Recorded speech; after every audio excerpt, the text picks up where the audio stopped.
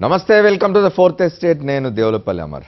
కాపుల రిజర్వేషన్ల వివాదం కొలిక్కొస్తుందా? మెలికలు ఝలక్లతో చంద్రబాబు దాన్ని పక్కదారి పట్టిస్తారా? ఆకాంక్షలు సఫలీకృతం కావాలంటే కాపులు ఇంకా వెయిట్ చేయాలా?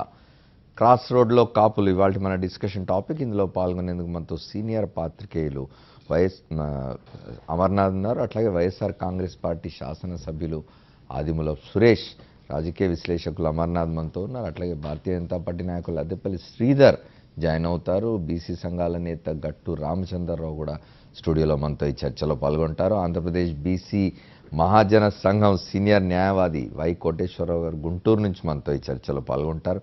మీరు కూడా ఈ కార్యక్రమంలో పాల్గొనవచ్చు. మీ అభిప్రాయాలు, సలహాలు, సూచనలు facebook.com/సాక్షి న్యూస్ పేజ్లో పోస్ట్ చేయొచ్చు.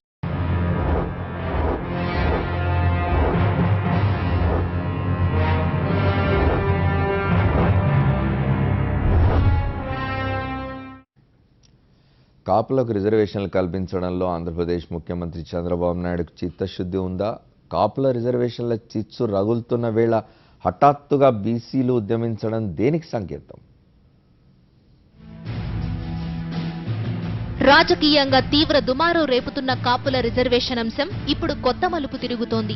కాపులకు రిజర్వేషన్ కల్పించే అంశంపై నిర్ణయం తీసుకునేందుకు ఆంధ్రప్రదేశ్ ప్రభుత్వం జస్టిస్ మంజునాథ కమిషన్ను ఏర్పాటు చేసింది. దీన్ని బీసీ సంఘాలు వ్యతిరేకిస్తున్నాయి. ఆర్థికంగా, సామాజికంగా, రాజకీయంగా ప్రాధాన్యత సంపాదించుకున్న కాపులను బీసీల్లో చేర్చడాన్ని తాము ఒప్పుకోమని బీసీ సంఘాలు స్పష్టం చేస్తున్నాయి. కాపుల్లో పేదలున్నారని, వారిని బీసీల్లో చేర్చుతామనడం సమంజసం కాదని వాదిస్తున్నారు. కాపుల్లోనే కాదు, రెడ్డి, బ్రాహ్మణ కులాల్లో కూడా పేదలున్నారని గుర్తు చేస్తున్నారు. పేదరికం ఏ కులంలో ఉన్నా దాన్ని నిర్మూలించాల్సిందేనని, అయితే దానికి రిజర్వేషన్లను సాధనంగా మార్చుకుంటామంటే ఒప్పుకోమని బీసీ సంఘం నేత ఆర్ కృష్ణయ్య స్పష్టం చేశారు. ఆంధ్రప్రదేశ్ ప్రభుత్వ నిర్ణయానికి వ్యతిరేకంగా కలెక్టరేట్లను ముట్టడించాలని బీసీ సంఘాలకు కృష్ణయ్య పిలుపునిచ్చారు. రిజర్వేషన్లు అనేది పేదరిక నిర్మూలన పథకం కాదు. అందుకే ఇది వాటా ఏ కులానికి చెందినటువంటి ప్రతి కులానికి వాళ్ళ జనాభా ప్రకారము విద్యారంగంలో, ఉద్యోగాలలో, రాజ్యాధికారంలో, పాలనలో వాళ్ళ జనాభా ప్రకారం వాటా ఇవ్వడానికి రిజర్వేషన్లు పెట్టారు. అంతేగాని ఇదేదో అన్ని మా కులాలలో పేదోళ్ళు ఉన్నారు, మా పేదోళ్లను ఎక్కడున్నా ఏ కులంలో ఉన్నా పేదరికాన్ని నిర్మూలించి వాళ్ళందరినీ అభివృద్ధి చేయాలి. దానికి అందరం పోరాడదాం. అటు ఆంధ్రప్రదేశ్ బీసీ సంఘాలు కూడా కాపులకు రిజర్వేషన్లు కల్పించడంపై ఆందోళన వ్యక్తం చేశాయి. విజయవాడలో బీసీ సంఘాలు సమావేశమయ్యాయి. We are more worried about political reservations. దాని మీద ప్రభుత్వం డెఫినెట్గా బీసీ సంఘాలకు కొంత క్లారిఫై చేయాల్సిన అవసరం ఉంది. తర్వాత మా యొక్క హక్కులకి, బీసీల యొక్క హక్కులకి ఎప్పుడైతే మాకు డెఫినెట్గా మాకు భంగం కలుగుతుందో ఇప్పటికే బీసీలో అనేక అసమానతలు ఉన్నాయి. ఈ సంఘాలన్నీ కూడా కలవలేని పరిస్థితులు అనేక ఉన్నాయి. ఎందుకంటే రీజన్ ఏంటంటే ఆర్థికంగా, సామాజికంగా, పొలిటికల్గా డిఫరెన్సెస్ ఉన్నాయి. 100 కులాలు పైగా ఇంతవరకు అసెంబ్లీ మోహం చూడలేకపోయాయి. ఇటువంటి పరిస్థితుల్లో కొత్త కులాలని బీసీలో చేర్చడం ద్వారా కొంత డెఫినెట్గా ఘర్షణ వాతావరణం ఉంటుందనేది అందరికీ ఉన్న ఆందోళన. మరి ఈ పరిస్థితుల్లో మా యొక్క హక్కులకి భంగం కలిగినట్టయితే డెఫినెట్గా అందరూ కూడా సంఘటితమై దానికి డెఫినెట్గా అందరూ కూడా పోరాటానికి సిద్ధపడతామని చెప్పి తెలియజేస్తున్నాం. రాజ్యాంగంలోని 340 ఆర్టికల్ ప్రకారం బీసీ జాబితాలో చేర్చాలంటే వాళ్ళు తప్పనిసరిగా సాంఘికంగా, విద్యాపరంగా వెనుకబడిన తరగతులు అయి ఉండాలి. కానీ కాపులు మాత్రం ఇక్కడ సామాజికంగా, సాంఘికంగా వెనుకబడిన వర్గం కాదు. విద్యాపరంగా కూడా కంపారిటివ్గా కమ్మారెడ్ల సామాజిక వర్గాలతో కొంత వెనుకబడి ఉండొచ్చునేమో, కానీ బీసీ జాబితాలో చేర్చదగిన స్థాయిలో వెనుకబడిన వర్గం కాదని మేము అభిప్రాయపడతా ఉన్నాం. బీసీలు కాని వాళ్ళు బీసీలో చేరి బీసీలకు పోటీ పడే పరిస్థితి వస్తే మాత్రం బీసీలకు తప్పనిసరిగా నష్టం జరుగుతుంది. బీసీలకు నష్టం జరగకుండా బీసీ రిజర్వేషన్ కేటగిరీలో కాపుల్ని చేరుస్తానని చంద్రబాబు నాయుడు చెప్పడం అనేది బీసీలని వంచడమే, కాపుల్ని కూడా వంచడమే. చక్రబంధంలో చిక్కుకుపోయిన చంద్రబాబు బయటపడేందుకు బీసీ సంఘాలను రెచ్చగొడుతున్నారనే అభిప్రాయాలు వ్యక్తమవుతున్నాయి. రిజర్వేషన్లపై కేబినెట్ చర్చిస్తున్న సమయంలోనే బీసీలు సమావేశం కావడం, కలెక్టరేట్ల ముట్టడికి పిలుపునివ్వడం అంతా చంద్రబాబు ప్లాన్లో భాగమేనని ఊహాగానాలు వినిపిస్తున్నాయి. మరోవైపు 9 నెలల్లో మంజునాథ కమిషన్ నివేదిక కోరతామన్న చంద్రబాబు ఆలోచనలకు జస్టిస్ మంజునాథ గండికొట్టారు. కాపులకు సంబంధించిన అధ్యయనం వాళ్ల వెనకబాటుతనాన్ని పరిశీలించడానికి 9 నెలల సమయం సరిపోదని జస్టిస్ మంజునాథ స్పష్టం చేశారు. ఓ ఆంగ్ల పత్రికకు ఇచ్చిన ఇంటర్వ్యూలో ఆయన ఈ విషయాన్ని తెలిపారు. కమిషన్కు ఇప్పటి వరకు టర్మ్స్ ఆఫ్ రిఫరెన్స్ అందలేదని వెల్లడించారు. పని మొదలు పెట్టేందుకు తనకు తగిన సిబ్బంది, మౌలిక సదుపాయాలు కల్పించాలని రాష్ట్ర ప్రభుత్వాన్ని కోరానని తెలిపారు. మొత్తానికి కాపుల తేనె తుట్టెను కదిపిన చంద్రబాబుకు ఇప్పట్లో దాని నుండి బయటపడడం సాధ్యం కాదేమో.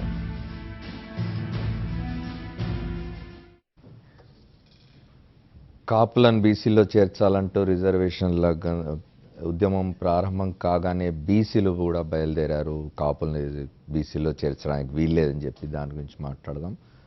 షార్ట్ బ్రేక్ తీసుకొని వచ్చి స్టేట్ కాపుల రిజర్వేషన్ల వివాదం కొలికొస్తుందా మాట్లాడుకుందాం. అమర్నాథ్ గారు చెప్పండి, 2 రోజుల క్రితం తునిలో జరిగిన ఉద్యమం, దాని తదనంతర పరిణామాలు, అక్కడ జరిగిన విధ్వంసకాండ, ఆ తర్వాత నుంచి రాష్ట్ర ప్రభుత్వం కదిలిన తీరు. నిన్న రాష్ట్ర ప్రభుత్వం బీసీ సంఘాల నేతలతో, ముఖ్యమంత్రి ఇతర మంత్రులు మాట్లాడినారు. కాపు నేతలతో మాట్లాడినారు.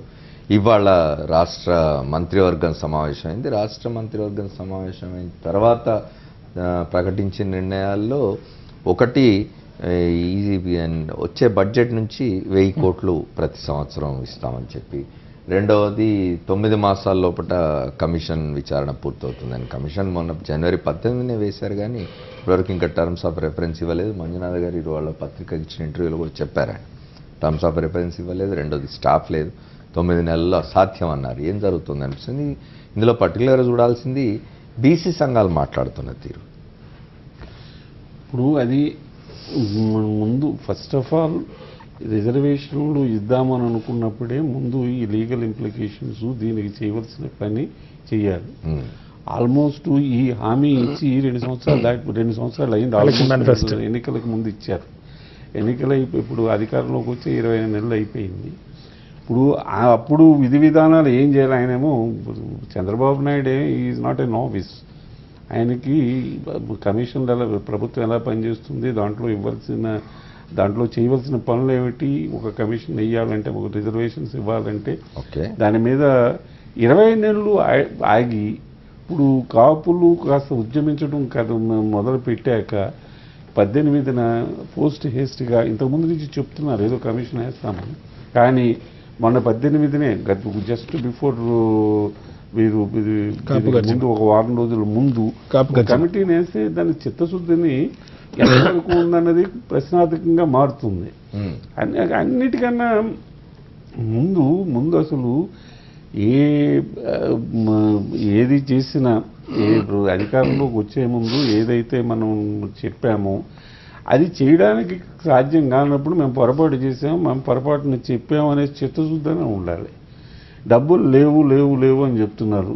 మరి 1000 జీతాలు మొన్నే ఆ రోజున సంఘటన జరిగిన రోజునే ప్రెస్ కాన్ఫరెన్స్లో మాట్లాడుతూ డబ్బులు లేవు, జీతాలు ఇవ్వకపోతున్నాం, డబ్బులు ఎక్కడి నుంచి తెస్తున్నామని. ఈ 1000 కోట్లు ఎక్కడి నుంచి వచ్చినాయి? ఇప్పుడు 1000 కోట్లు ఈ బడ్జెట్లో ఇస్తానంటున్నారు. ఇది 3వ బడ్జెట్. తెలుగుదేశం ప్రభుత్వం వచ్చాక ఇది 3వ బడ్జెట్. వారు చెప్పిందంటే మొత్తం ఎవరైనా సరే 5 బడ్జెట్లు ఇవ్వగలరు. 5 బడ్జెట్లు ఇచ్చినప్పుడు ఈ 3వ బడ్జెట్లో 1000 కోట్లు ఇస్తామంటున్నారు. మొదటి బడ్జెట్లో అసలు ఏం లేదు. సెకండ్ బడ్జెట్ వచ్చేవాడికి 100 crores ఇచ్చారు. ఇప్పుడు 1000 crores అంటున్నారు.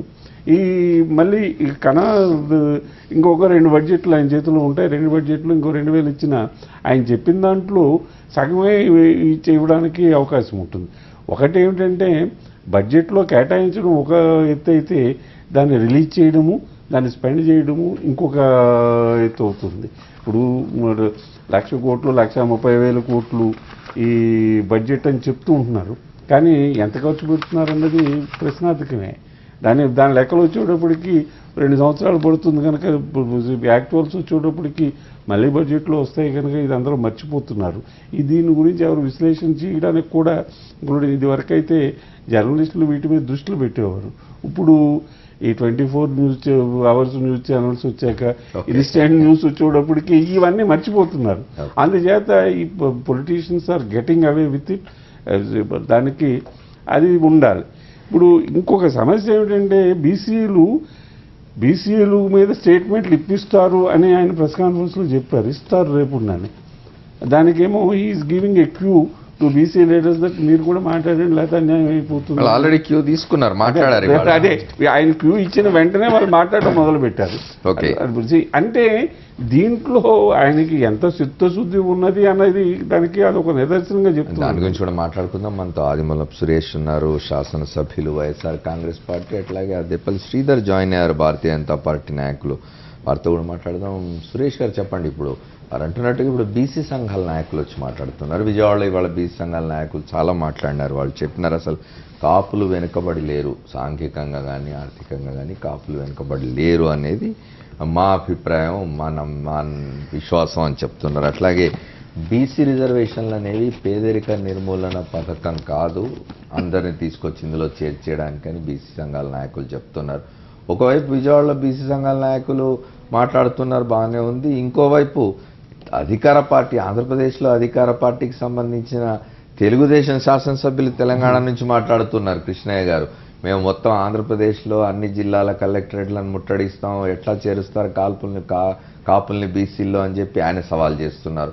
మరోపక్క ముఖ్యమంత్రి ఏమో బీసీలు ఇట్లా స్టేట్మెంట్ ఇవ్వడం బాగాలేదని చెప్తున్నారు. మొదటి రోజు అమర్నాథ్ గారు చెప్పినట్టు వారే బీసీలు కూడా మాట్లాడతారు, మరి బయటకు వచ్చి అని చెప్పిన వారు. ముఖ్యంగా కాపులు వెనుకబడిన వర్గంలో లేరు అనేది మాత్రం కరెక్ట్ కాదండి. ఒకసారి మనం చరిత్ర చూసుకుంటే కూడా బ్రిటిష్ కాలం నుంచి 1915 నుంచి 1956 వరకు కాపులు రిజర్వేషన్లో ఉన్నమాట మనకు చరిత్ర తిరిగేస్తే మనకు తెలుస్తుంది. కాబట్టి అంతవరకు వాళ్ళు రిజర్వేషన్లో ఉన్నారు, రిజర్వేషన్ అనుభవించారు. ఆర్థికంగా అయితేనేమి, సామాజికంగా అయితేనేమి, విద్యాపరంగా అయితేనేమి వాళ్ళు వెనుకబడిన వర్గంగా మనం చరిత్ర చెప్తా ఉంది. ఎంతవరకు వాళ్ళు అన్ని సంవత్సరాలు బ్రిటిష్ కాలం నుంచే వాళ్ళు రిజర్వేషన్ వారు ఎంజాయ్ చేసిన దాఖలాలు ఉన్నాయి. దాని తర్వాత నీలం సంజయ్ రెడ్డి గారు ముఖ్యమంత్రి గారి టైంలో అది తీసేయడం జరిగింది. తర్వాత దామోదరం సంజయ్ గారి టైంలో మళ్ళీ రావడం జరిగింది, మళ్ళీ బ్రహ్మానంద రెడ్డి గారి తీసుకోవడం జరిగింది. చంద్రబాబు నాయుడు గారు ముఖ్యమంత్రిగా ముందు విజయభాస్కర్ గారి టైంలో జీవో నెంబర్ 30 ఇవ్వడం జరిగింది. ఈ ఏవైతే కులాలనో బీసీగా మరి కాపుల్లో బీసీలు చేర్చడానికి అది జీవో ఇవ్వడం జరిగింది. ఆయన 9 సంవత్సరాలు ముఖ్యమంత్రిగా ఉన్నారు. మరి 9 సంవత్సరాలు ముఖ్యమంత్రిగా ఉన్న టైంలో ఏం చేశారనేది ఒకసారి వాళ్ళు ఆత్మవిమర్శ చేసుకోవాల్సిన అవసరం ఉంది. ముఖ్యంగా ఈరోజు ఏదైతే మరి బీసీలు మరి ఈరోజు రెచ్చగొట్టి మరి వారితోటి మరి ఈరోజు ఉద్యమానికి మరి ఇండైరెక్ట్గా ప్రోత్సాహం చేస్తున్నారో అది ఒక్కసారి మనం గమనించాల్సిందంటే నిజాయితీ మరి అతని నడవడికలో కాదు, ఆలోచనలో కూడా నిజాయితీ లేదు, ఇంటెలెక్చువల్ హానెస్టీ కూడా లేదు. ఎందుకంటే ఎలక్షన్లో ఒకసారి మనం చూసినట్టయితే ఎలక్షన్లో కాపుల సంక్షేమం అని చెప్పి మేనిఫెస్టోలో సపరేట్ ఒక పేజీ పెట్టారు. ఆ సపరేట్ పేజీ పెట్టి ఈరోజు వారికి అత్యధిక ప్రాధాన్యత ఇస్తాం, వారికి కేజీ నుంచి పీజీ వరకు ఉచిత విద్య ఇస్తాం, తర్వాత వాళ్ళకి ఫీ రియంబర్స్మెంట్ ఇస్తాం, తర్వాత 5 సంవత్సరాల కాలంలో 5,000 కోట్ల రూపాయలు ఖర్చు పెడతామని చెప్పడం జరిగింది. 2 బడ్జెట్లు వారు చెప్పినట్టు, ఉన్నత్ గారు చెప్పినట్లు ఇప్పటికీ 2 బడ్జెట్లు అయిపోయినాయి. ఈ 2 బడ్జెట్, మొదటి బడ్జెట్లు ఏమీ ఇవ్వలేదు, 2 బడ్జెట్లో 100 కోట్లు ఇచ్చారు. అది కూడా మొన్న ఇచ్చారు. ఇంకా నెల రోజులు మాత్రమే టైం ఉంది ఆర్థిక సంవత్సరం ముగించడానికి. ఈ 100 రోజులు ఇంకా ఆ యొక్క కార్పొరేషన్ ఒక అధ్యక్షుడు నియమించడం జరిగింది తప్ప కాపు కార్పొరేషన్కు కింద స్టాఫ్ మాత్రం ఏంతవరకు లేదు. బీసీ కార్పొరేషన్ వాళ్ళే చేస్తూ ఉన్నారు. మాకు ఏంటి విధి విధానాలను మేము అడుగుతా ఉన్నాం ఎమ్మెల్యేలు, ఏం చేస్తున్నారు, ఏ విధంగా లోన్లు ఇస్తారు, దాంట్లో సబ్సిడీ ఎంత ఇస్తున్నారు, ఈ సబ్సిడీ దాంతోపాటు దీనికి వర్తిస్తుందా, లేకపోతే దీనికి సపరేట్గా సబ్సిడీ ఇస్తున్నారా లేదని అనేక అంశాలు మరి ఈరోజు పరిగణలోకి తీసుకోవాల్సిన అవసరం ఉంది. ఇవన్నీ పక్కన పెట్టి 20 నెలల కాలయాపన చేసి ఇప్పుడు ఆగమేఘాల మీద ఒక కాపు గర్జన జరుగుతుందని చెప్పి వారికి కంటి తుడుపు తుడచాలని చెప్పి ఒక కమిషన్ వేసి మరి సన్నాయి నొక్కులు నొక్కుతూ ఇవి అందరినీ మేము సమన్వయపరచాలి, అందరితో మాట్లాడాలి అని చెప్పి ఈ విధంగా మాట్లాడడం ఎంతవరకు సమంజసం? వారు ఇవన్నీ ఎందుతో మాట్లాడాలని నాకు తెలియదా? ఈరోజు క్లియర్గా మనం ఒకసారి గమనించుకోవాలి. ఈరోజు వాళ్ళు అడిగింది ఏంటి? ఈరోజు ముద్రగడ్డ పద్మనాభం గారు కూడా వారు ఈరోజు కాపు గజ్జల్లో వారు చెప్పింది ఏంటి? మేము బీసీలకు రిజర్వేషన్లు ఉండాలి, వారు ఏదైతే 140 ఉపకులాలు ఉన్నాయో వారిని ఏబిసిడిగా విభజించి జరిగిందో వారందరికీ రిజర్వేషన్లతో పాటు మాకు కూడా రిజర్వేషన్లు ఇవ్వండి. ఎలా సాధ్యం అవుతుంది? సాధ్యం అవుతుంది, ఇంతకు చేశారు కదా. తమిళనాడులో ఉంది, తమిళనాడులో 69% ఉంది, మరి కర్ణాటకలో 70% పైనగా ఉంది. దీనికి ఒక పద్ధతి ఉంటుంది, మోడస్ ఆపరేట్ ఉంటుంది. నీకు చిత్తశుద్ధి ఉంటే ఖచ్చితంగా దీనికి ఒక కమిషన్, ఎన్ని కమిషన్లు వేశారండి బీసీ వర్గీకరణ కోసం? ఎన్ని కమిషన్లు వేశారు? ఆ కమిషన్ల రిపోర్ట్ మీకు తెలియవా? ఈ రోజు కమిషన్ వేసిన తర్వాత వారి విధి విధానాలు తీసుకున్న తర్వాత అసెంబ్లీలో మీకు తీర్మానం చేసి తర్వాత పార్లమెంట్కి వెళ్ళి పార్లమెంట్లో కూడా ఆమోదింపజేసుకొని షెడ్యూల్ 9 అమెండ్మెంట్ చేసుకొని ఈరోజు రిజర్వేషన్ అనుభవిస్తున్న పరిస్థితి మనం చూస్తూ ఉన్నాం కదా. రైట్ కాబట్టి ఇవన్నీ ఇంత ప్రక్రియ ఉన్నప్పుడు 20 నెలల పాటు కలయాపన చేసి ఈ రోజు ఏదో ఒకటి మరి చేయాలని చెప్పి కమిషన్ వేస్తానని చెప్పి కమిషన్కు 9 నెలల కాలం ఇచ్చేసి ఇవన్నీ చేయడం అనేది ఇది కేవలం మభ్యపెట్టడం. ఏదైనా పని చేయకూడదని ఉన్నారు కాదు, పని చేయకూడదు అనుకుంటే మామూలుగా సామెత ఉంది బ్రిటిష్ అడ్మినిస్ట్రేషన్ నుంచి అయినా మామూలు మన బ్యూరోక్రసీలో కూడా పని చేయకూడదు అని కూడా కమిటీ వేస్తే సరిపోద్ది, అది పని కాకుండా అలా అడ్డపడిపోతుంది అనేది ఒకటి మనం సామెత చూస్తా ఉన్నాం. కాలాపాలంటే కమిటీతో సరిపోతే అదే చూసుకుంటే ఇంకా 3 సంవత్సరాలు. శ్రీధర్ గారితో మాట్లాడారు. గారు లాస్ట్ 3 days గా మీరు అబ్జర్వ్ చేస్తూ ఉన్నారు ఈ అక్కడే తున్నిలో జరిగిన సంఘటన దగ్గర నుంచి జరిగిన డెవలప్మెంట్స్ అని చూస్తున్నారు. మీరు ఇవాళ కనిపిస్తున్నది ఏమిటి అంటే కాపుల సమస్యకు సంబంధించి ఉద్యమం మళ్ళీ ప్రారంభమైంది. చాలా కాలంగా జరుగుతున్నదే మళ్ళీ ఫ్రెష్గా ప్రారంభమైంది. దాని నాయకత్వం వహిస్తున్న ముద్రగడ పద్మనాభం గారితో మాట్లాడకుండా మిగతా కాపు నాయకులను పిలుచుకొని ముఖ్యమంత్రి ప్రభుత్వం మాట్లాడడం ఒకటి. రెండవది అంటే ఇక్కడ ఏం కనిపిస్తుంది, ముద్రగడ పద్మనాభం వర్సెస్ ఇతర కాపు నాయకులు. రెండవది కాపు సామాజిక వర్గం వర్సెస్ బీసీ నాయకులు, బీసీ వర్గాలు. ఇట్లా మొత్తంగా డివైడ్ చేసే ప్రయత్నం ఒకటి జరుగుతున్నట్టుగా కనిపిస్తున్నది. మీరేమంటారు? అంటే ఇప్పుడు ముద్రగడ పద్మనాభం గారు 3 months బ్యాక్ చంద్రబాబు నాయుడు గారు ఒక లెటర్ రాసి ఇలాగ నాకు ఇవి డిమాండ్స్ ఉన్నాయి, ఏదైతే మీరు ప్రామిస్ చేశారో, మీరు ఏదైతే కాపులకు ప్రామిస్ చేశారో ఇవి కావాలని మేము కోరుకుంటున్నాం అని చెప్పి ఆయన స్పెసిఫిక్గా డిమాండ్స్ రైజ్ చేసి అడిగారు. దాని మీద కంప్లీట్గా సైలెంట్గా ఉన్నారు. డిసెంబర్లో ఒక జియో తీసుకుని వచ్చారు, 11th December, annexure to the GMS number 10. ఆ రోజు ఏదైతే corporation what they have committed 2 years back అది డిసెంబర్లో వచ్చిందండి.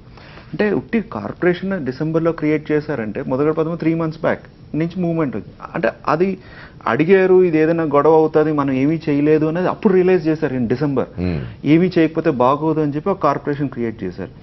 ఆ తర్వాత పొలిటికల్ అపాయింట్మెంట్స్ కింద తీసుకున్నారు. మేము ఒకరిద్దరు వెళ్ళి ఉన్న పరిచయాల మీద రిప్రజెంట్ చేశారు, ఒకరిద్దరు మినిస్టర్స్ అడిగితే ఈ కార్పొరేషన్కి ఒక senior IAS officer of our community retire అయిన వాళ్ళు ఎవరన్నా, లేకపోతే జడ్జ్ కానీ ఎవరైనా రిటైర్ అయిన వాళ్ళు, ఒక అడ్మినిస్ట్రేటివ్ కేపబిలిటీ ఉన్న వాళ్ళు పెడితే, బికాజ్ ఇది the first time it has been created, ఆ రూల్స్ రెగ్యులేషన్స్ అన్ని కూడా ఫాలో అవ్వడానికి బాగుంటుంది, మీకు కూడా కోఆర్డినేషన్ బాగుంటుంది. అంటే అంతగా అడ్మినిస్ట్రేటివ్ కేపబిలిటీ లేని టీంని తయారు చేసి మొత్తానికి పొలిటికల్ అపాయింట్మెంట్ కింద తెలుగుదేశం సింపథైజర్స్ వేశారు. దానికి ఏమి ఇబ్బంది లేదు, ఎవరినో ఒకరిని వేశారు. కానీ ఈ కార్పొరేషన్ డెడ్ లైన్ ఎప్పుడు ఇచ్చారు? 31st January. December 10th start అయింది, January 31st dead line. Without ఇప్పుడు దాకా ఒక ఆఫీసర్ని అపాయింట్ చేయలే, ఒక పొలిటికల్ అపాయింట్మెంట్ టీమ్ని అపాయింట్ చేశారు తప్ప do's and don'ts how to apply ఇదంటే కోఆర్డినేషన్ విత్ ద కలెక్టర్స్ అనేది సింపుల్గా ఉన్నాయి సార్. కలెక్టర్ కూడా కొత్తే. అంటే ఎవరైతే main officer who need to coordinate between the committee chairmanship and committee members and the collector ఏదైతే ఆర్గనైజేషన్ కింద ఉన్నది, ఆ కన్సర్న్ ఆఫీసర్ లేరు ఇప్పుడు దాకా. Then who is going to take up the responsibility? ఎవరిని అపాయింట్ చేయలేదు. బీసీ వెల్ఫేర్ వాళ్ళకి కింద పెడతా ఉన్నారు. మళ్ళీ లబ్ధిదారులు ఎలా ఐడెంటిఫై చేస్తారో తెలియదు. లబ్ధిదారులు మళ్ళీ జన్మభూమి కమిటీ అంటారే. శ్రీధర్ గారు, ఇప్పుడు మొదటి రోజున తునిలో సభ జరిగిన రోజున సాయంకాలం ముఖ్యమంత్రి గారు మాట్లాడుతూ జీతాలు ఇవ్వడానికే డబ్బులు లేవన్నారు. ఇవాళ కేబినెట్ కూర్చొని వచ్చే బడ్జెట్ నుంచి 1000 కోట్లు ఇస్తామని చెప్తున్నారు. అంటే ఇది ముద్రగడ పద్మనాభం గారు తునిలో సభ పెట్టిందా అని విజయంగానే భావించాలా? అంటే కొంతవరకు అంతే కదండి. ఇప్పుడు మేమందరం ఒక పార్టీ వచ్చిన తర్వాత మీరు ప్రామిస్ చేశారని 6 months బ్యాక్, అంటే పార్టీ అయింది అంటే లేదు, కొత్తగా గవర్నమెంట్ ఫామ్ అయింది, కొత్తగా ఏపీ వచ్చింది కాబట్టి కొంత వెసులుబాటు కావాలంటే మళ్ళీ 6 months అంటే 1 year అయిపోయింది. 1 year దగ్గర నుంచి we have kept on asking and ధర్నాలు చేసాము, ఎంఆర్ ఆఫీసర్స్ చేసాము, డిస్ట్రిక్ట్ కలెక్టరేట్ దగ్గర ధర్నాలు చేసాము, ప్రొటెస్ట్ చేసి ఇవన్నీ కూడా ఇన్ కంటిన్యూస్. అది అయిన తర్వాత then 1 fine day Mudragada Padmanabham garu ఈ ఎడ్యుకేషన్ తీసుకుని రావడం ఇవంతా కూడా జరిగింది. జరిగిన తర్వాత అప్పుడు ఈ డెసిషన్ వచ్చింది. ఈ బ్యాక్వర్డ్ క్లాస్ చైర్మన్ అపాయింట్మెంట్ ఎప్పుడండి? 18th January 2016, అంటే కరెక్ట్గా 15 రోజుల కిందట. అంటే అప్పుడు దాకా కూడా backward BC commission, there is a supreme court judgement saying that ఒక బీసీని కానీ ఎవరైనా గ్రూప్ని చేయాలంటే ఆథరైజ్డ్ ఆథెంటికేటెడ్ బీసీ కమిషన్ ద్వారా ఒక కమిటీ ఫామ్ చేసి వాళ్ళ ప్రాసెస్ ఫాలో అయ్యి ఐడెంటిఫై చేసి రిపోర్ట్ సబ్మిట్ చేసి బేస్డ్ ఆన్ దట్ రిపోర్ట్ అని you can identify any communities as a caste. అంటే ఈ ఇష్యూస్ అన్నీ తెలిసినవే. ఎందుకంటే ఈ అర్లియర్ కమిషన్, దాలో Subrahmanyam commission, it was there. He was asking the government saying that నాకు డబ్బులు ఇస్తే నేను ఒక కమిటీని ఎవాల్యుయేట్ చేసి సిస్టమాటిక్ రిపోర్ట్ పంపిస్తాను, నాకు 40 లక్షలు కావాలంటే 10 లక్షలు ఇచ్చి తొక్కు పెట్టేశారు. సో ఇవన్నీ కూడా ఫేస్ చేసిన వల్ల ఈ ఎజిటేషన్ జరిగింది. అంటే చంద్రబాబు నాయుడు గారు మరి ఆ రోజు ఫస్ట్ ఏమన్నారు, జియో 30 ఈజ్ నాట్ వ్యాలిడ్, అది వేస్ట్ అని అన్నారు ఫస్ట్ ఇంటర్వ్యూలో. తర్వాత కొంచెం సంజాయించుకుని సాయంకాలానికి ఏమన్నారంటే ఏదైతే లీగల్ టర్మ్స్ జడ్జిమెంట్లో ఉన్నారో it is an administrative nature and has to be treated as a reference made by the state government to the BC Commission, indicating the mind of the government from the material gathered and submitted before. అంటే it is a mind of the government to But he has been telling that. అది second దాంట్లో ఉన్నారు. ఆ second దాంట్లో మళ్ళీ సర్దుకున్న తర్వాత మళ్ళీ ఏమన్నారు, జీతాలకి డబ్బులు లేవు అది ఇది అని చెప్పారు. అసలు డబ్బులు ఇవ్వడానికి వెళ్ళారు. మళ్ళీ సర్దుకుని ఇందాక ఈవినింగ్ ఏమని అంటున్నారు, నెక్స్ట్ బడ్జెట్ నుంచి ఇస్తానంటున్నారు. అంటే ఒక 1-2-3 డేస్లో ఏమీ జరిగిపోవు కదండి. అంటే పొలిటికల్గా ఆయన డెసిషన్స్ తీసుకుంటూ వెళ్తున్నారు. అంటే మభ్యపడ్డమా గారు ఈ రోజు 6 మంత్రులతో కమిటీ కూడా వేసినారు. అది ఎందుకు ముందరే వేయలేదండి, ఎందుకు ముందరే వేయలేదు? మీరు ఎలా కనుక మీరు చెప్పాలి. ఏంటి సార్, మీరు భాగస్వాములు కదా, రూలింగ్ పార్టీలో ఉన్నారు, మీరు రూలింగ్ అలయన్స్ లో ఉన్నారు కదా, మీరు చెప్పాలి. అదే అంటే ఇప్పుడు రూలింగ్ అలయన్స్ లో ఉన్నా కూడా కొన్ని తప్పులు మేము క్వశ్చన్ చేస్తున్నాం అండి. అంటే ఇప్పుడు Bharatiya Janata party we need to question. ఇప్పుడు పోలవరం దగ్గర క్వశ్చన్ చేస్తున్నాం, స్టేట్ క్యాపిటల్ దగ్గర క్వశ్చన్ చేస్తున్నాం. బీసీ కమ్యూనిటీ ఏదైతే ఇది ఉన్నదో ఇప్పుడు బీసీలు అంటే what the it's the manifesto the Telugudesam that they are going to include Kapus in that manifesto. You are committed for that.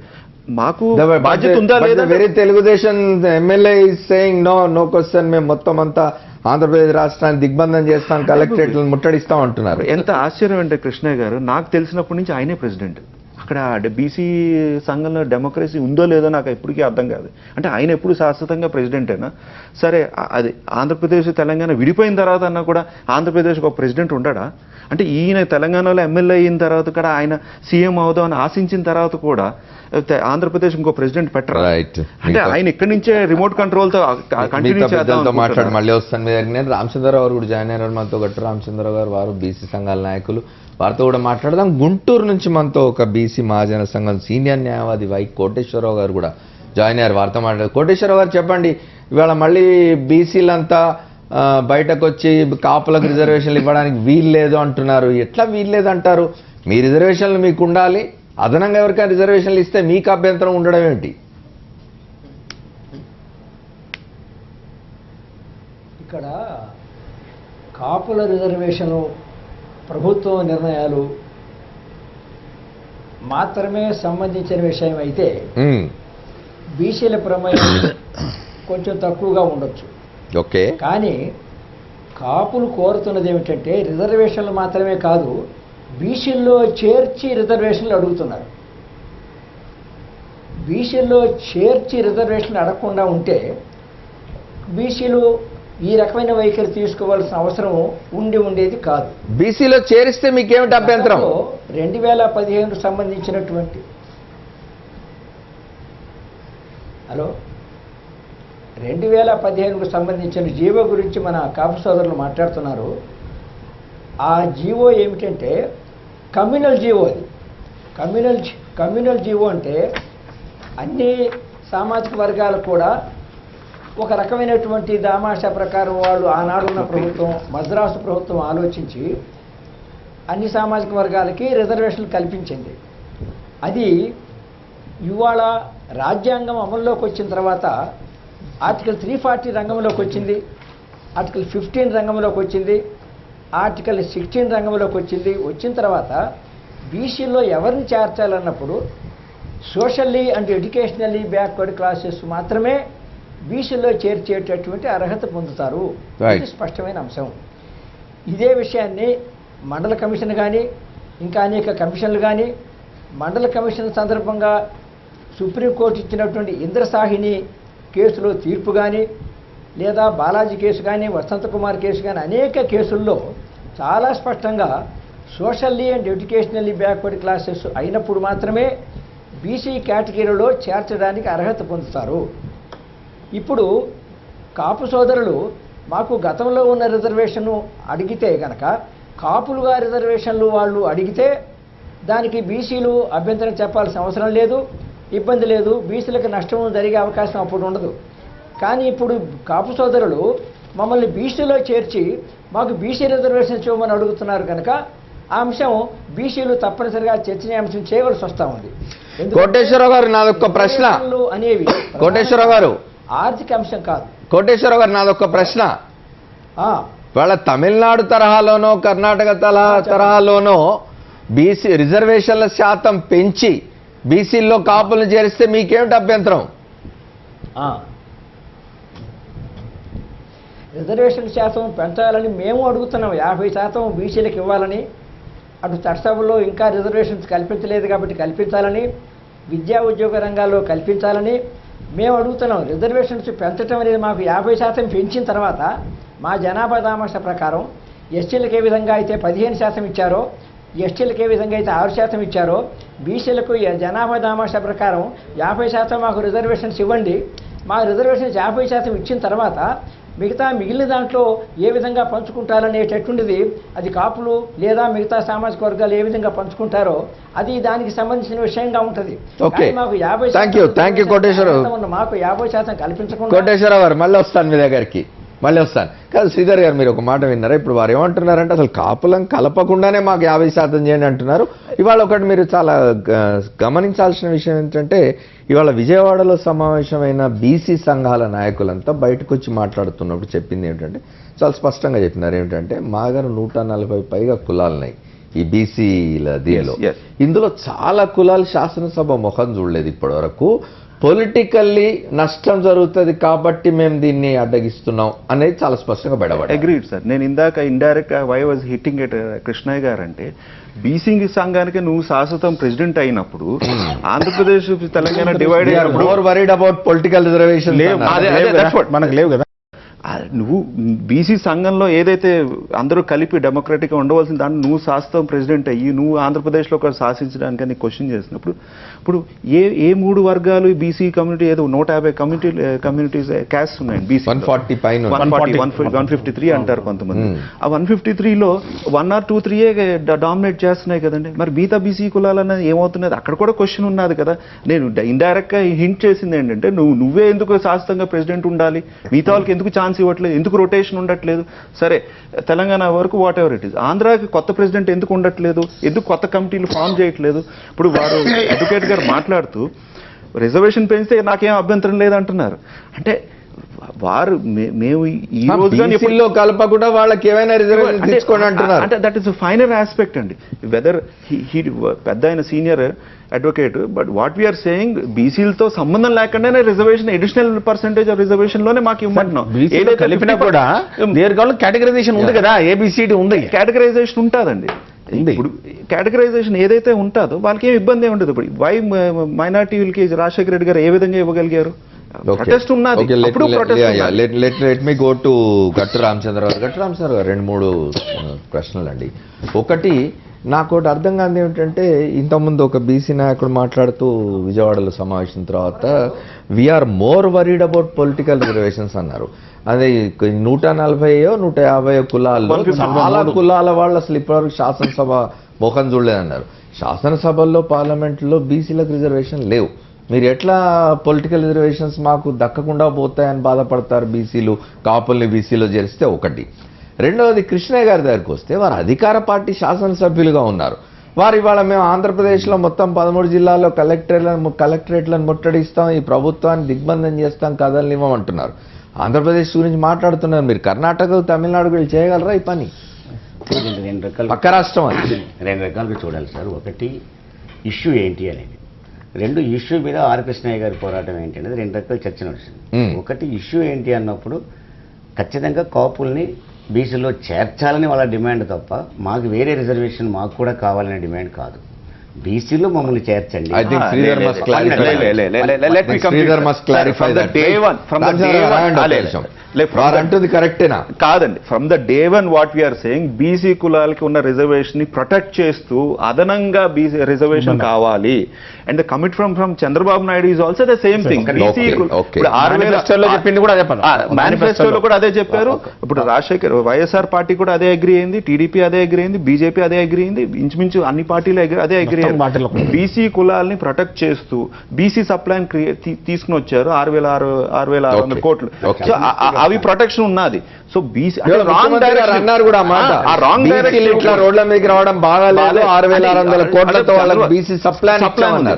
Chandrababu Naidu తప్పు పట్టేది ఏంటంటే ఈ విధంగా చెప్తూ ఓ రోజు ముందర ఏమన్నారు, వాళ్ళు అబ్జెక్ట్ చేస్తున్నారు, వాళ్ళందరూ క్వశ్చన్ చేస్తారు, వాళ్ళందరూ సడన్ గా వచ్చి మీటింగ్ పెట్టుకున్నారు. అంటే కొంత ప్రొవోకేషన్ ఉంది, కొంత సర్దుతున్నారు, వాళ్ళని కొంచెం కొంత సర్దుతున్నారు, కానీ ప్రవోక్ కూడా చేస్తున్నారు. ఓకే, మొత్తం చెప్పిందాక నేనేం చెప్పబోతున్నా కూడా ఊహిస్తే ఎట్లా?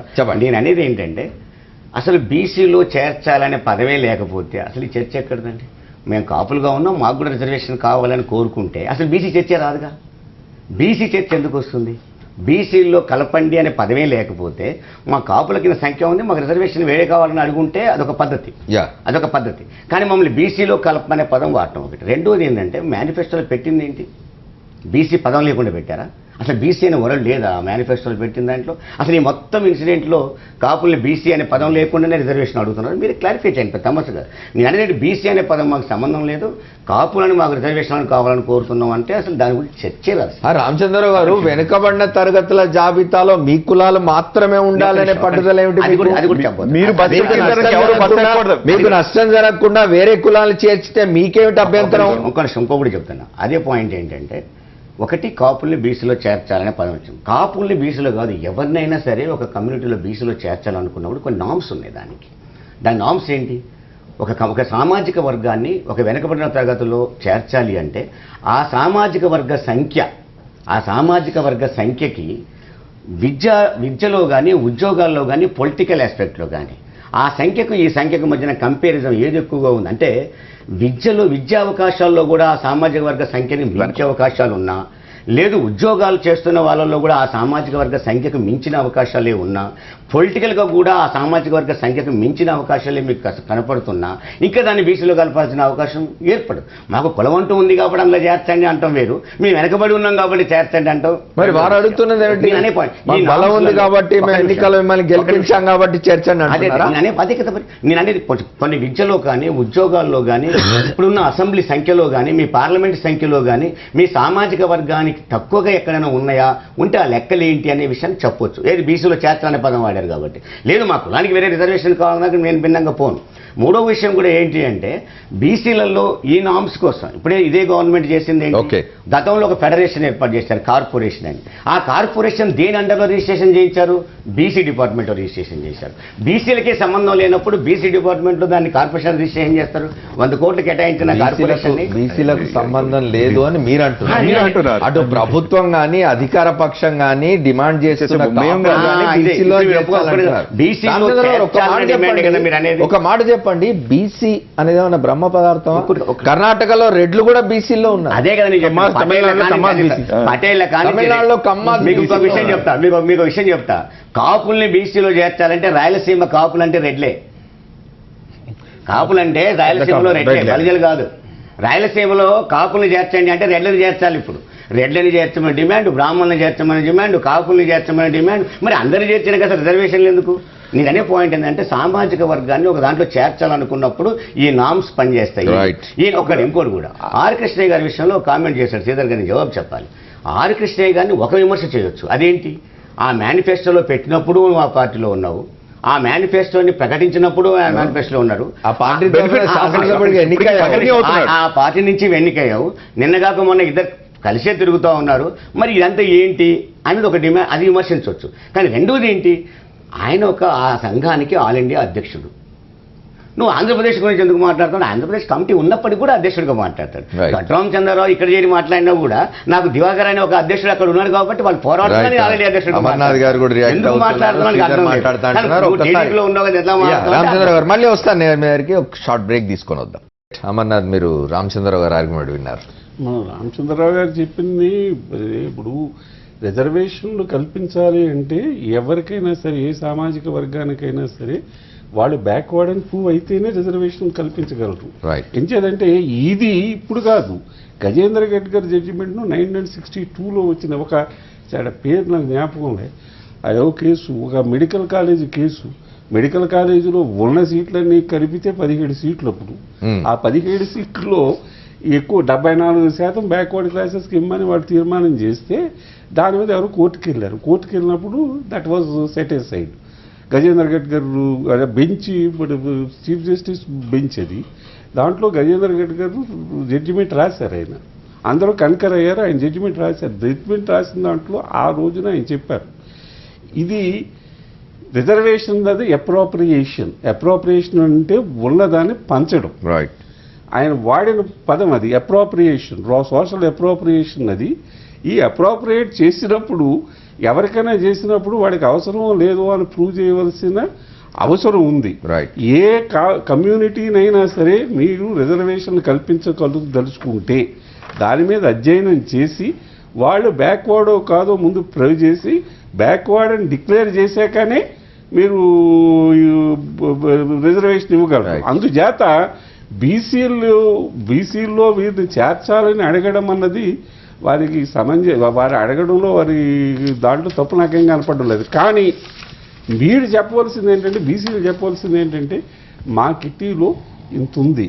ఇప్పుడు 22.5% మన ఆంధ్రప్రదేశ్ తీసుకుంటే 22.5% ఎస్సీ ఎస్టీలకి పోతే మిగిలిన 28.5 బీసీలకు వెళుతోంది. ఆ బీసీలకు వెళ్లే దాంట్లో మీరు వాటా కోరకండి.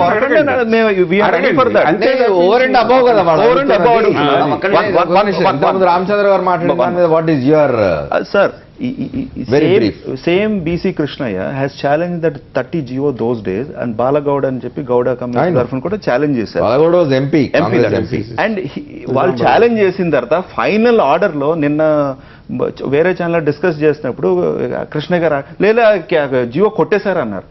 దాని ఆర్డర్లో ఏమన్నారంటే, on mere apprehension it is not open to the petitioners అంటే కృష్ణయ్య గారిని బాలగౌడ్ జియో కొట్టేశారని కృష్ణయ్య గారు అంటున్నారు. జియో ఇస్ ఇన్ వోగ్ అని చెప్పి ముఖ్యమంత్రి గారు. నేను అదే అన్నాను, చంద్రబాబు నాయుడు గారు మొదట కొట్టేశారు అది ఇది అన్నా కూడా వోగ్ లో ఉన్నది, కంటిన్యూషన్ లో ఉంది. It is a direction to the government are mind of the government to the BC commission to what to do అన్నది.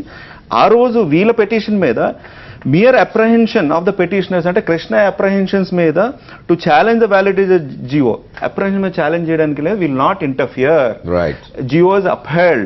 GO is valid today. Mudragada Padmanabham గారు అడిగేది అంటే ఆ GO వ్యాలిడిటీ ఉంది, దాన్ని ఇంప్లిమెంట్ చేయండి అన్నారు. చంద్రబాబు గారి ఇంటర్ప్రిటేషన్ ఏంటంటే second time interpretation, first time పొరపాటు పడిన second time interpretation GO validity ఉంది, that is the mind of the government to the BC commission to include Kapus in the BC. We're asking saying that మీరు include చేయండి, తొందరగా include చేయండి. BC ఏదైతే chairman appoint చేస్తారో ఆ ప్రాసెస్ తొందరగా కొంచెం లెసన్ చేసి, if you are backward, we are saying we are backward on all these 3-4 grounds. Backward అని మేము ప్రూవ్ చేసుకుంటాం, మా కమ్యూనిటీని అందరిని చూడండి. ఏదో 4-5 డబ్బులు ఉన్న వాళ్ళు, 4 చదువుకున్న వాళ్ళు, అది కాదు క్రైటీరియా. కాపులు ఫార్వర్డ్ అని, లేకపోతే ఫైనాన్షియల్ వెల్ ఆఫ్ అని, లేదా మినిస్టర్లు ఉన్నారన్నది. బీసీలో ఎంతమంది మినిస్టర్లు లేరు, బీసీలో ఎంతమంది ఎంపీలు లేరు. ప్రతిసారి కాపులు ఎంపీలు ఉన్నారు, ఎమ్మెల్యేలు ఉన్నారు. గారు చెప్పింది మధ్యాహ్నం మాట్లాడుతూ అసలు కాపులు వెనుకబడి లేరు అని చెప్పి అదే నేను అంటున్నాను. ఇప్పుడు నేను అనేది ఏంటంటే, వారు senior advocate having roaring practice in Vijayawada అంటే ఇంకా బీసీల్లో ఎవరు బ్యాక్వర్డ్ కాదా? మరి ఆయన ప్రకారంగా చూస్తే is senior advocate having roaring practice. మరి అదే కదా సంఖ్య. మాకున్న 25% సంఖ్యలో ఎంతమంది ఫార్వర్డ్ ఉన్నారు, ఎంతమంది బ్యాక్వర్డ్ ఉన్నారు?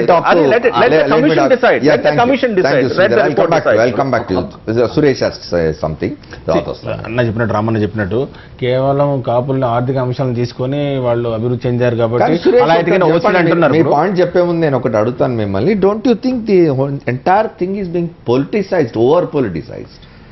యాక్చువల్లీ పొలిటికల్గానే ఈ అంశాన్ని వాడుకుంటున్నారు తప్ప వాళ్ళకి నిజంగా చేయాలని చిత్తశుద్ధి ప్రభుత్వం మీద లేదు కదా. ఫస్ట్ పాయింట్ అక్కడి నుంచి వీఆర్ స్టార్టింగ్ ఫ్రమ్ దేర్. మేనిఫెస్టోలో పెట్టినప్పుడే ఆయనకు తెలీదా వీళ్ళు బీసీల వాళ్ళకి అన్యాయం చేయకుండా వాళ్ళకి అందరికీ చేయాలని చెప్పి తెలియదు ఆయనకు? ఇప్పుడు వాళ్ళందరినీ వాళ్ళతో సంప్రదించాలి, వాళ్ళందరి ఆలోచనలు మనం పరిగణలో తీసుకోవాలని ఇవన్నీ సన్నాయి నొక్కులు అక్కడ ఏంటి? ఇప్పుడు రామన్ అడిగినట్టు రాజశేఖర రెడ్డి గారు ఉన్నప్పుడు అగ్రవర్ణాల్లో పేదవాళ్ళు ఎవరు ఉన్నారో వారికి కూడా రిజర్వేషన్లు ఇచ్చారు. ఫీ రియంబర్స్మెంట్లో వాళ్ళు కూడా వెసులుబాటు కల్పించడం జరిగింది. కానీ ఇక్కడ కాపుల్లో ఆర్థికంగా అయితేనేమి, విద్యాపరంగా అయితేనేమి, లేకపోతే రాజకీయంగా అయితేనేమి అనేక అంశాలు ఉన్నాయి. ఇప్పుడు వీళ్ళు కేవలం ఈ కమిషన్ అని లేకపోతే సబ్ కమిటీలని చెప్పి కాలయాపన చేయడం తప్ప అదర్వైజ్ వీళ్ళు వెనుకబడిన వర్గం అని చెప్పి ఆల్రెడీ ఇప్పుడు మనకు చర్చ చూస్తే తెలుస్తా ఉంది. ఆ అంశాన్ని మనం తీసుకొని ముందుకు పోవడానికి అవకాశం ఉంది. అసెంబ్లీలో వాళ్ళు పెట్టమనండి, తీర్మానం పెట్టమనండి. అసెంబ్లీ తీర్మానం పెట్టండి, పూర్తిగా బేషరతుగా మద్దతు ఇస్తాం. అమర్నాథ్ గారు చెప్పిందని 100% ఏకీభవిస్తాను. అది కాపుల కాదా అన్నది పాయింట్ కాదు. ఒక వర్గాన్ని తీసుకొచ్చి బీసీలో వెనుకబడిన తరగతుల్లో కలపాలనుకున్నప్పుడు దానికి ఖచ్చితంగా దీనికి ఈ అర్హతలు ఉన్నాయి, దీన్ని కలపాలని తీసుకురావాలి. ఇక్కడ ప్రభుత్వం ప్రకటించేది పలానా వాళ్ళు కోరడం కూడా తప్పు కాదు, మేము చేరదామని కోరడం కూడా తప్పు కాదు. ఫలానా వాళ్ళు కోరుతూ ఉన్నారు, వీళ్ళు అర్హులో కాదో మేము తేల్చడం కోసం కమిషన్ ఇస్తున్నాం, బీసీ కమిషన్కి అప్పచెప్తున్నాం, ఆ బీసీ కమిషన్ మీద డిపెండ్ అయ్యి మేము దీన్ని చేరుస్తామని హామీ ఇచ్చాం. అవునండి, ఫలానా వాళ్ళు అసలు పూర్తిగా కోరుతున్నారో కూడా తెలియకుండా ఎన్నికల ప్రణాళికలో మీరు పెట్టేశారు కదా. నేను అనేది అనుకున్నా అట్లా కూడా చెప్పేశారు, వెనుకబడ్డారని చెప్పారు, న్యాయం చేయాలని చెప్పారు కదా. 94 30 జియో ప్రకారం కూడా mind of the government is that these communities are backward. అదే పాయింట్ చెప్తాను. నీకు దానికి ఖచ్చితంగా దానికి అర్హత ఉందో లేదో తేల్చకుండా నేను నాకు మైండ్ అని చెప్పుకున్నావు నువ్వు. అంటే ఖచ్చితంగా నేను చేరుస్తాను ప్రకటిస్తున్న తర్వాత దానికి అర్హత ఉందా లేదా అనే దానికి వాళ్ళకి అనవసరమైన విషయం. చేరుస్తాను ప్రకటించిన తర్వాత రియాలిటీ ఏంటి, దానికి అర్హత ఉందా లేదా అని తేల్చాలి. మీరు ఇంత చెప్పొచ్చు. అదే విజయభాస్కర్ రెడ్డి కాలంలో వీళ్ళని కలిపిన తర్వాత ఎందుకని ఈ స్పెసిఫిక్ కులాల వరకే ఆగాయి? అక్కడ తూర్పు కాపుల్ని కానీ పొలినాటి కాపుల్ని కానీ సేమ్ ఆ రోజు కలిపేసినప్పుడు వీళ్ళు ఖచ్చితంగా వెనకబడి లేరు, వాళ్ళు వెనకబడి ఉన్నారు. తూర్పు కాపుల్ని పొలినాటి కాపుల్ని బీసీలో కలిపి వీళ్ళని ఆపారు. కానీ వీళ్ళకి కూడా కావాలి అనుకుంటే మీరు ఖచ్చితంగా ఆ నామ్స్ ప్రకారంగా బీసీ కమిషన్ రిపోర్ట్ ప్రకారంగా చేస్తానని ప్రభుత్వం ప్రకటిస్తే అదొక పద్ధతి. కానీ అలా కాకుండా బీసీ డిపార్ట్మెంట్ను కార్పొరేషన్ రిజిస్ట్రేషన్ చేస్తారు, మా మైండ్ అని మీరు చెప్తారు, మేము కట్టుబడి ఉన్నామని చెప్తారు, మేనిఫెస్టోలో పెడతారు, ఇప్పుడు కూడా చెప్తారు. ఆ ప్రభుత్వం ఫైట్ చేయకుండా ఎలా ఉంటారు? రామచంద్ర గారు, let me go to Koteswararao. Koteswararao ఒక్క మాట చెప్పండి. తెలుగుదేశం పార్టీ 2014 ఎన్నికల మేనిఫెస్టోలో కాపులను బీసీల్లో చేరుస్తామో రిజర్వేషన్స్ ఇస్తామని ప్రకటించినప్పుడు మీరెందుకు మరి ఆ పార్టీ ఓటేసి గెలిపించినారు? చూడండి, మొదటి నుండి కూడా కాపుల్ని బీసీలో చేర్చే అంశం మీద బీసీలకి భిన్నాభిప్రాయం మొదటి నుంచే ఉన్నది. వీళ్ళు చెబుతూనే ఉన్నారు, కానీ వీళ్ళు చెప్పిన అంశం బలంగా వినిపించగల పరిస్థితి లేకపోవచ్చే తప్ప ఎప్పుడు కూడా బీసీలు ఈ అంశం మీద చాలా స్పష్టమైన అభిప్రాయంతోనే ఉన్నారు. కృష్ణయ్య గారు చెప్పారా లేదా అని ఇది కృష్ణయ్యకు సంబంధించిన సమస్య మాత్రమే కాదు, ఇది మొత్తం బీసీలకు సంబంధించిన సమస్య. బీసీలు మొదటి కృష్ణయ్య గారు బీసీలందరి తరఫున మాట్లాడుతున్నారు. కోటేశ్వరరావు గారు ఆయన కూడా ఒకరు, ఆయన మాత్రమే కాదు, అది గుర్తుపెట్టుకోండి. ఆర్ కృష్ణయ్య గారు 150 సంఘాల్లో ఆయన ఒకరు తప్ప ఆయన మాత్రమే అంటే ఎలా? చెప్పండి కోటేశ్వరరావు గారు. ఆలోచన ఇప్పుడు ఇది కృష్ణయ్య ఒక్క ఆయన మాట్లాడాడా లేదా అనే అంశానికి కుదించవద్దు ఈ సబ్జెక్ట్ని దయచేసి. ఓకే, ఈ సబ్జెక్ట్ ఏమిటంటే బీసీల భవిష్యత్తుకు జీవితాలకు సంబంధించిన విషయం ఇది.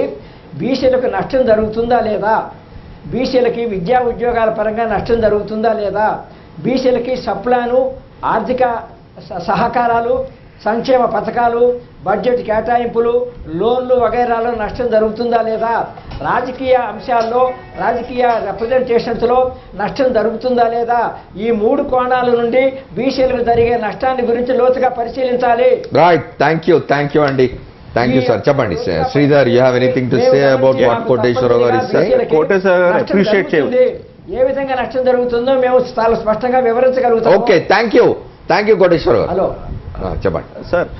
ఎలా ఉన్నదంటే అండి, కొంతమంది బీసీ వర్గాల్లో జరుగుతుంది అనేది మేము అంటే వారు బస్సు ఎక్కిన తర్వాత కాపులు బస్సు ఎక్కకూడదు, ఖాళీ ఉన్నా కూడా బస్సులో మీరు నడుచుకునే రండి, కొండన్నా గుట్టన్నా ఏదన్నా నడుచుకునే రండి. మేము కోరుకునేది ఏంటంటే మాకు వేరే వెహికల్స్ ఏం లేవు, మాకు వేరే మీన్స్ లేవు, మాకు ఆ బీసీ స్టేటస్ అన్న బస్సు మమ్మల్ని ఎక్కనివ్వండి, మీరందరూ కూర్చున్న తర్వాత మిగిలిన సీట్లో మేము కూర్చుంటాం అని అడుగుతున్నాం. అంటే వారు అనేది అంటే ఉన్న సీట్లు ఆ తర్వాత మా పిల్లలు వాళ్ళందరూ వస్తారు, ఈ సీట్లన్నీ కూడా మాకే కావాలని అడుగుతున్నారు. మేము అడిగేది ఏంటంటే మీరు ఎంత పర్సెంటేజ్ ఉన్నారో ఆ పర్సెంటేజ్ ముట్టుకోవట్లేదు. మీరు ఎంత పర్సెంటేజ్ బీసీలు ఉన్నారు అంత పర్సెంటేజ్ మాకు ముట్టుకోవట్లేదు.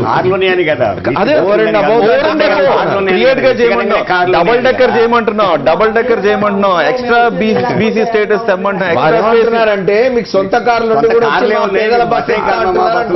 అలా ఇప్పుడు 4-5 ఏదో కార్లు ఉన్నాయి, 34 మంది అసెంబ్లీలో బీసీ జాబితాలో ఉన్న కులాల్లో ఉన్న అందరూ అసెంబ్లీకి ఎక్కారు.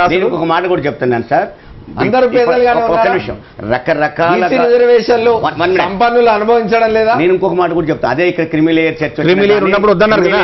ఒక నిమిషం, అమర్ గారు, క్రిమిలేయర్ ని కొంతమంది అందరు కాదు కదా, ఒక బీసీ సంఘ నాయకుడిని టోటల్ రిప్రజెంటేటివ్గా చూడకండి. నేను అనే పాయింట్ ఏంటంటే ఈబీసీ అని పెట్టుకొచ్చారు. ఎందుకని ఈబీసీ పెట్టాం? ఎకనామికల్గా వాళ్ళు బ్యాక్వర్డ్గా ఉన్నారు కాబట్టి వాళ్ళు ఈబీసీలో కలపమన్నారు. ఇప్పటికే బీసీలలో రకరకాల ప్రభుత్వాలు రకరకాలుగా కలుపుకుంటూ వస్తున్నాయి నామ్స్ మీద. ఇప్పుడు ముస్లింలు కలిపినప్పుడు రాజశేఖర రెడ్డి గారు 25% నుంచి 29% చేసినప్పుడు 4% ప్రాబ్లమేటిక్గా అయింది. చివరికి మన ఆంధ్రప్రదేశ్ ఉమ్మడిగా ఉన్నప్పుడు స్థానిక సంస్థల ఎన్నికలే ఆగిపోయిన పరిస్థితి కనపడ్డది. ఛాలెంజింగ్ కూడా మనం చూసాం ఆ రోజు ఎన్నికలు ఆగిపోయినప్పుడు కూడా. నేను అనేది ఏంటంటే పొలిటికల్గా రేపు రిజర్వేషన్ వచ్చిందనుకోండి, ఎగ్జాంపుల్ మనకు పార్లమెంట్లో బిల్లు పాస్ అయ్యి రిజర్వేషన్ వచ్చిందనుకోండి, వీళ్ళు ఒంటరిగా కూడా పోరాడగల శక్తి ఉన్నది. అంటే జనరల్ సీట్లలో కూడా పోరాడగల శక్తి ఉన్న వాళ్ళు బీసీ రిజర్వేషన్లోకి వచ్చేసి ఇందులోకి వచ్చిన తర్వాత ఇక జనరల్ సీట్లు అనేది ఎవరికి వస్తుంది, వాళ్ళు కూడా ఇక్కడికి వచ్చి మళ్ళీ తినేస్తారు. నా పాయింట్ ఏంటంటే సమయం తక్కువ మనకు కాదు. ఒకటి పదే ఇది వస్తున్నది, ఎందుకు అంత ఆందోళన, బీసీలు అంత ఆందోళన చెందాల్సిన పరిస్థితి, కాపుల్ని మాతో చేర్చితే పొలిటికల్ ఆపర్చునిటీస్ పోతాయి మాకు అనేది చాలా బలంగా వినిపిస్తుంది బీసీ నాయకుల దగ్గర. ఒక్కళ్ళని కాదు, ఎవరు మాట్లాడినా అదే అంటే అలా అని కదండి. ఆ బీసీల్లో కూడా ఏదైతే అగ్రవర్ణ బీసీలు, ఏదైతే క్రీమీ లేయర్ బీసీలు, ఎవరైతే పొలిటికల్ గా ఎంజాయ్ చేస్తున్న బీసీలు, ఎవరైతే లీడర్షిప్ ఎంజాయ్ చేస్తున్న, financially well to do political గా కూడా వెల్ టు డూ, ఆ బీసీలు ఎక్కువ ప్రొటెస్ట్ చేస్తారు. మిగతా ఇప్పుడు మనందరూ ఒప్పుకుంటున్నాం 143లో లేకపోతే 153లో ఆ 120 మంది అసలు ఎప్పుడు అసెంబ్లీకే రాలేదు. అంటే 130 మంది అసలు అసెంబ్లీకే రాలేదు. అంటే ఏనాడు ఒక ఎమ్మెల్యే కింద కూడా అవ్వలేదు. మరి బీసీలు అందరూ ఏం చేస్తున్నారు? ఇప్పుడు కాపులు అనేది స్పెసిఫిక్గా అంటే we are backward, we want a commission, we want a report. Earlier 175 శాసనసభ స్థానాల్లో 152 వాళ్ళకి ఇచ్చేస్తే మిగతా కులాలే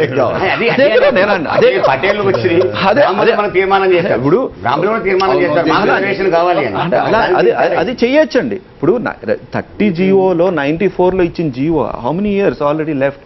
ఆ రోజే గవర్నమెంట్ మైండ్ ఏమైనా ఇండికేట్ చేసింది, these are the communities which are near to BCs are equivalent to BCs, they deserve BC status అన్నారు. ఈ రోజు చంద్రబాబు నాయుడు గారు పవర్లోకి వచ్చే ముందర మేనిఫెస్టోలో కానీ in principle agreed that these people deserves manifesto. ఈ రోజు కూడా చంద్రబాబు నాయుడు గారు ఏమన్నారు, తొందరగా నేను చేస్తానంటున్నారు. అంటే ఈవెన్ టుడే బీసీ కాపులు అందరూ కూడా కోరుకునేది అంటే ఆ ప్రాపర్ ప్రాసెస్ లో క్విక్ గా చెయ్యండి. ఒక్కొక్క పాయింట్ చెప్పండి సార్. ఎవరికైనా కానీ మీరు అన్నట్టు ఈ రిజర్వేషన్స్, పొలిటికల్ రిజర్వేషన్స్ ఫైనల్ గా రాజ్యాధికారం ద్వారానే ఈ యొక్క అసమానతలు తొలగిపోతాయనేది అంబేద్కర్ గారు చెప్పిన, మన ఎవరు బీసీ నాయకులు ఎవరి నుంచి వచ్చినా కూడా ఈ కాన్సెప్ట్ ఇదే, ఈ దిశలోనే పోవాల్సిన అవసరం ఉంది. ఇప్పుడు మనం చూసింది 20% జనాభాలో ఉన్న దామాష ప్రకారం ఉన్న అగ్రకులాల వాడు 80% వాళ్ళని పరిపాలిస్తున్న ఒక వాస్తవాలు మనం చూస్తూ ఉన్నాం. కాబట్టి ప్రతి పార్టీ వాళ్ళు మేనిఫెస్టోలో మేము 100 సీట్లు ఇస్తాము, 80 సీట్లు ఇస్తాము, ఆ విధంగా వాళ్ళు చెప్పడం జరుగుతూ ఉంది.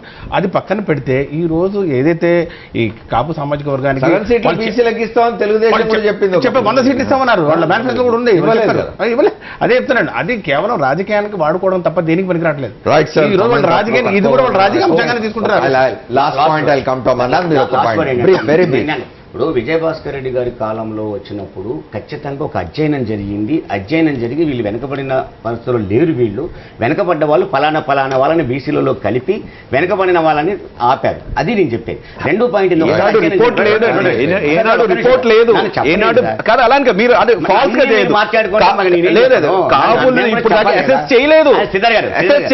మీ అభిప్రాయాన్ని ఒక కులాన్ని బీసీలో కలపాలంటే దానికి సంబంధించి కావాలన్నారు. ఇప్పుడు దాకా రిపోర్ట్ లేదు. రిపోర్ట్ లేదు. కాలంలో ఇచ్చిన బ్రిటిష్ కాలం నుంచి అప్పుడు బీసీలు మాకు రిపోర్ట్ లేదు. ఏంటంటే ఇప్పుడు గవర్నమెంట్ అనేది కంక్షంగా కాపులకు మేలు చేసే ప్రయత్నం చేస్తుంది అనుకుంటే నేను ఇప్పుడు అడుగుతున్నానండి, బీసీలకు నష్టం జరగకుండా మేము చేస్తాం. ఇదే ప్రభుత్వాన్ని సూటిగా అడుగుతున్నాను.